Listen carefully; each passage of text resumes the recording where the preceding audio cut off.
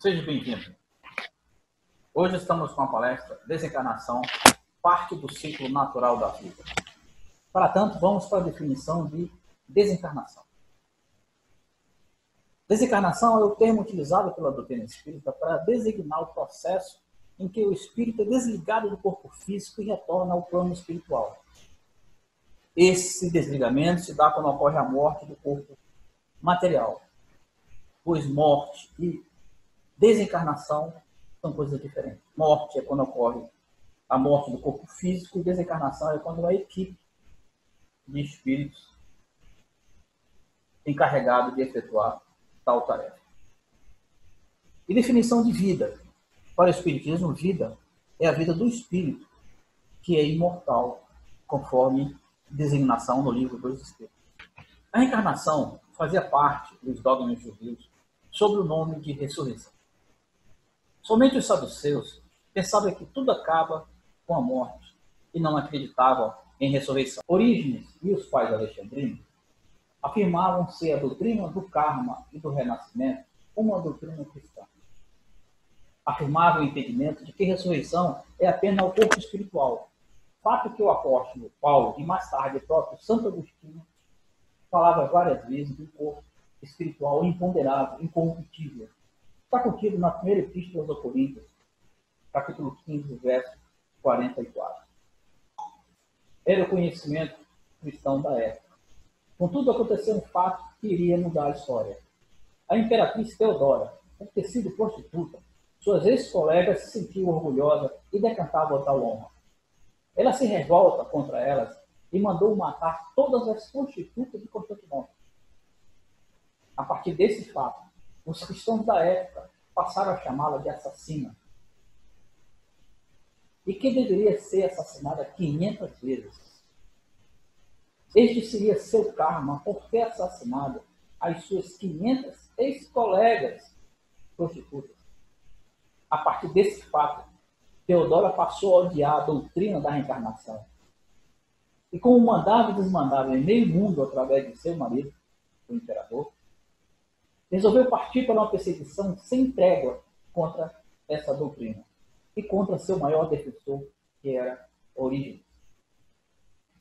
Devido a esta crença, e 299 dias após sua morte, Orígenes, contra ele, a igreja decretou a excomunhão. O segundo concílio de Constantinopla, no ano de 553 d.C., decretou: todo aquele que defender a doutrina mística da preexistência da alma e a consequente assombrosa opinião que ela retorna, seja anátema. Fato esse foi retirado da Bíblia por pressão do imperador Constantino em cima do Papa Vigílio. A princípio, ele não aceitou, mas por pressão do imperador, que o tirou o seu papado, ele fez a negociação e retornou a ser papa novamente. Ainda assim, apesar das modificações, encontramos inúmeras passagens que mostram, de uma forma bem compreensível e evidente, o conhecimento e aceitação do princípio da reencarnação pelos profetas, reis e demais personagens daquela época.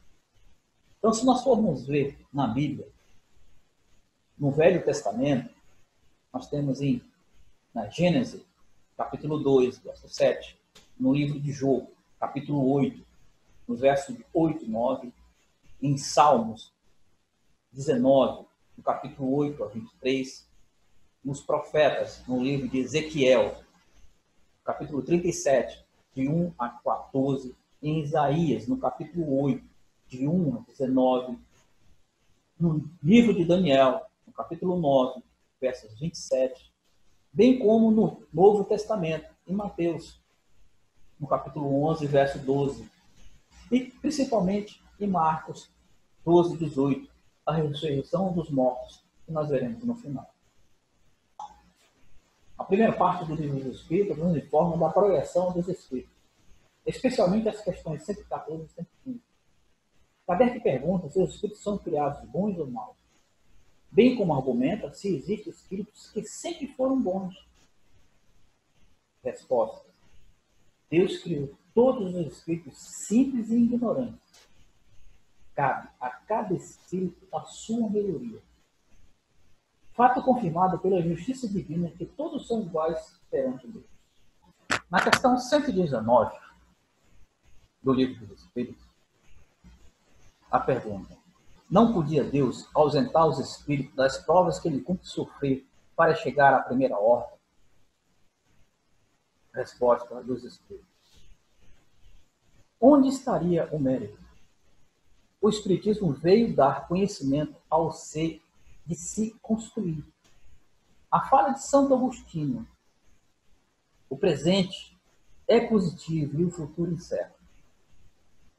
Mas é exatamente esta visão que temos que abolir, pois temos que construí-la hoje, motivo pelo qual ditamos o livro dos Espíritos, bem como a fala de Paulo: operemos a nossa salvação. A nossa salvação, a do Cristo, já começou para aqueles que querem chegar lá. Jesus afirmou: sedes perfeitos. Sintetiza o imperativo do progresso, sendo Deus a perfeição absoluta, com referência de acordo com seu grau evolutivo. Isto é, à medida que evoluímos, vamos tendo um melhor conceito de Deus. E a partir disso, o conceito de perfeição absoluta se desloca. Por mais que evoluímos, sempre teremos que evoluir. É um ciclo de conhecimento que vai nos dando a perfeita dimensão do que seja Deus e sua perfeição. O diálogo de Nicodemos foi uma rosa entregue por João Evangelista, já com 98 anos de idade, último dos apóstolos ainda encarnado. Tudo já havia acontecido. Jerusalém já havia sido destruída. Como anunciar Jesus nas suas profecias? O povo hebreu espalhado pelo mundo. Paulo já havia sido decapitado. Pedro, crucificado de cabeça para baixo. Já tinha assistido a todos os horrores até então. Nicodemos chega para falar com Jesus na calada da noite, pois ele tinha conhecimento de quem o era. Tinha pessoas em todos os lugares que sabiam o que Jesus tinha feito. E ele estava com dúvida e queria conversar. Chegando à casa e se dirigindo a Jesus, faz uma pergunta. Mas a sua pergunta é interessante, porque o recipiente que você oferece é a quantidade que você vai levar. Ele reuniu todo o conhecimento de sua vida na pergunta e fez: Rabi, meu mestre, sabemos que vem da parte de Deus, pois ninguém pode fazer os sinais que faz se Deus não estiver com ele. Jesus diz: em verdade, verdade te digo, quem não nascer de novo não pode ver o reino de Deus.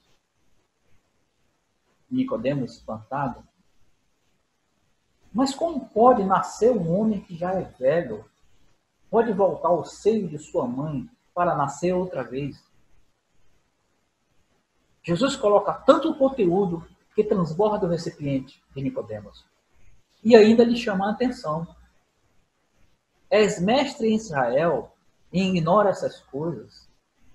Pois alguém que fez uma pergunta daquela deveria ser capaz de saber e viver mais. E ainda chama a atenção de Nicodemos pela segunda vez. Se não credes quando vos falo das coisas da terra, como crereis quando vos falo das coisas do céu? Vejamos o que Jesus estava falando com Nicodemos. Vamos fazer uma pequena comparação.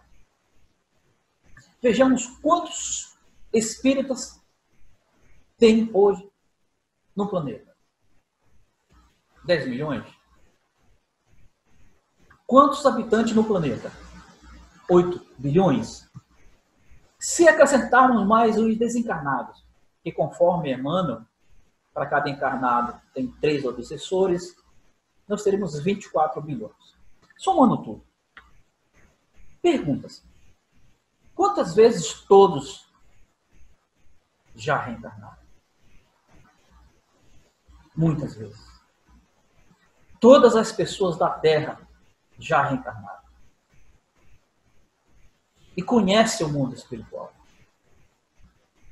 Nunca falaremos com alguém que não saiba.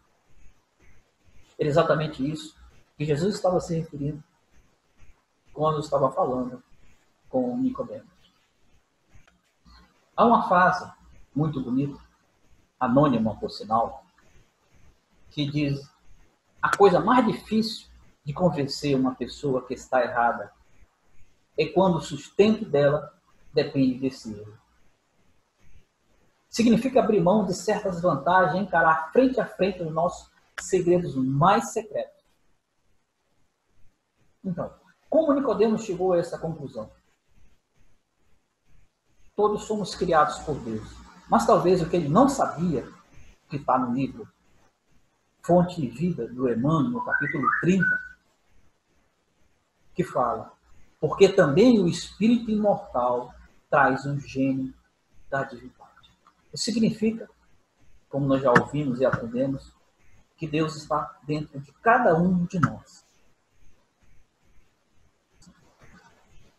Nicodemos reconheceu em Jesus que tudo o que fazia tinha assinatura de Deus. Jesus tinha chegado ao topo da experiência religiosa do seu tempo. Jesus falou a Nicodemos: você se espanta por quê? Eu apenas estou testemunhando o que vi, do que o reino de Deus. Vi o que constrói com os mundos. Sei o que faz com seus filhos.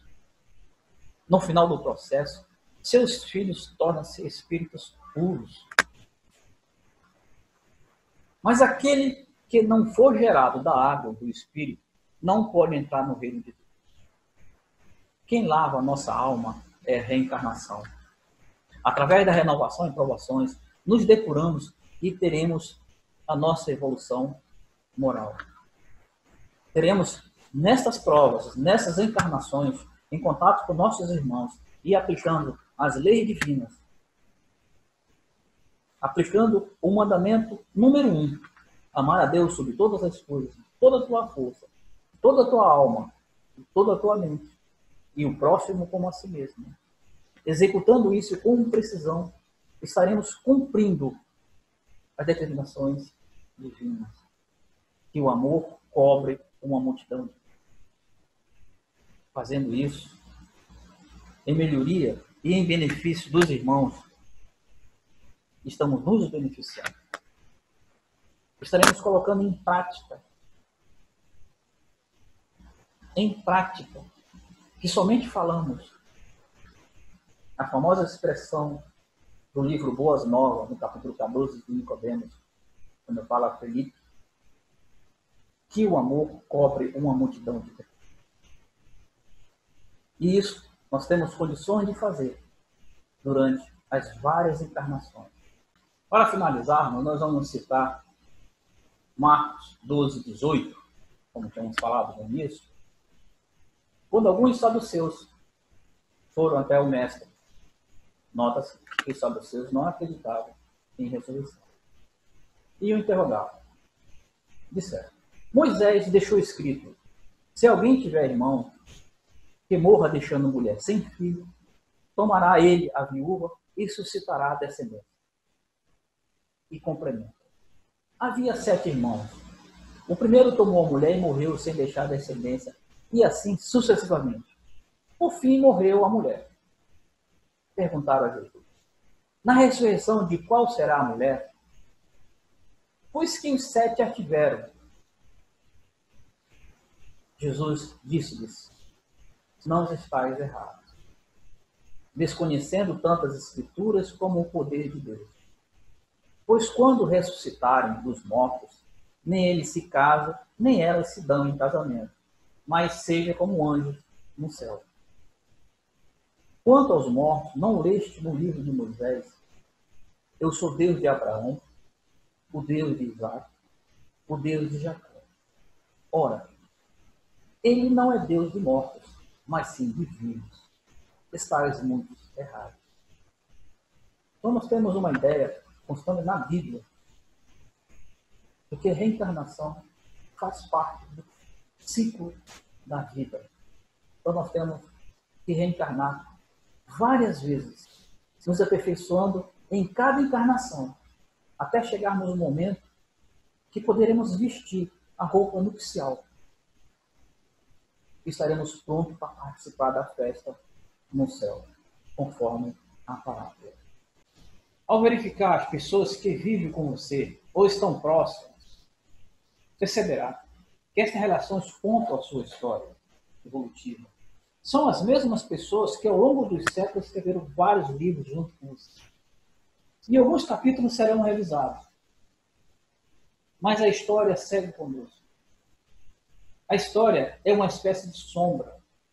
Onde se vai, ela está. Viver como espírito imortal é aceitar isso. A vida é uma jornada com vários capítulos. Invista sua energia em recuperar, em renovar, restaurar. Se pretendes viver como espírito imortal, quando encontrar alguém, feche os olhos. Porque o corpo é uma tela de descanso, uma cortina. Veja a alma, que é rica de experiência, de memória, de sucesso, de fracasso. Tudo que articulamos em termos de contato durante a jornada está conosco. Temos que viver desta maneira. Haja visto que muitos espíritas vivem como materialista. Isto é, nos comportamos em nossas experiências como se fosse a única. Estamos relembrando nessa palestra que a reencarnação faz parte do ciclo da vida. Aproveitamos a oportunidade que é nos dada. Façamos hoje para termos amanhã. Que assim seja. Muito obrigado.